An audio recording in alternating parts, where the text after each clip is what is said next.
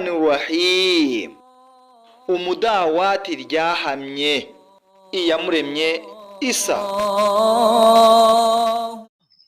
Amahoro y'Imana abane namwe. Uyu munsi tuje kuganira ku bantu bane Imana subhanahu wa ta'ala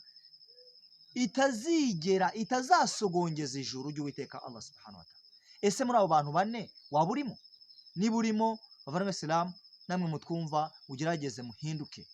Uwa mbere Imana itazasogongeza ijuru ry'Uwiteka Allah subhanahu wa ta'ala, uwa mbere ni wa wundi usuzugura ababyeyi. Umuntu uzi neza ko asuzugura ababyeyi, agasuzugura ababyeyi, icyo kiganiro twaragitambukije, ariko mu bantu bane batazasogongezwa ijuru harimo wa wundi usuzugura ababyeyi. Ye mwana, ye mugabo, ye mukobwa, ye mukecuru, uwo ari we wese uzi ko afite umubyeyi akamusuzugura, Allah subhanahu wa ta'ala ntabwo azamusogongeza ijuru. Uwo ni uwa mbere. Uwa kabiri ni urya riba. Riba ni urya umwenda.